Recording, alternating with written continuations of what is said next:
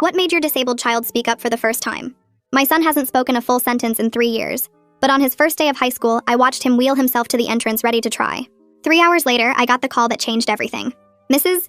Gladwell, your son is in the nurse's office. There's been an incident.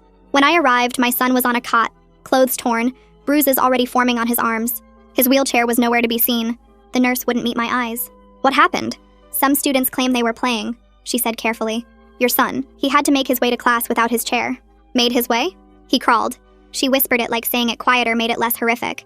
Down the main hallway. Other students filmed it. My son, my baby who once spent 6 months learning to hold a pencil, had crawled across filthy school floors while teenagers filmed him. His hands were scraped raw. His pants were ripped at the knees. Where's his wheelchair? It was found in the dumpster behind the gym.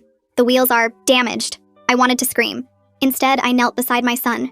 He wouldn't look at me, just kept making this small sound in his throat, his warning that a meltdown was coming.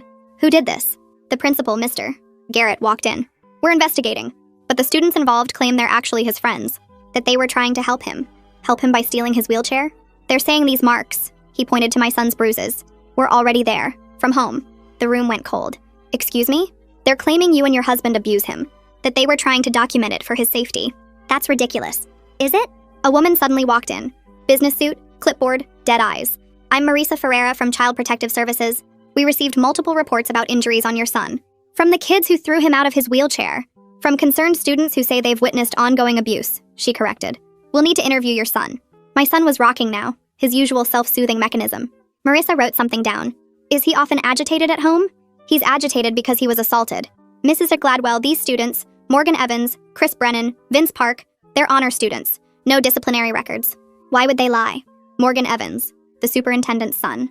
Chris Brennan, whose father owned half the commercial buildings in town. Vince Park, headed to Yale next year. I understood now. Interview my son, I said. Ask him what happened.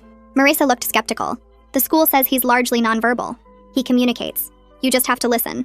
They set up in the conference room. My son sat in his borrowed wheelchair. The old one from the nurse's office that was too small, made his back hurt. Marissa asked her questions. My son just rocked. Has anyone at home ever hurt you? Nothing. Do you feel safe with your parents? More rocking. We can protect you if you tell us the truth. That's when something changed in his face. His mouth opened, closed, opened again. No, he said. Clear as day. First word in 3 years.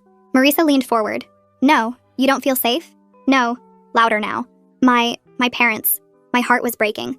Not because I thought he'd lie, but because I knew how much speaking cost him. My parents never hurt me. Each word seemed to physically pain him. Never.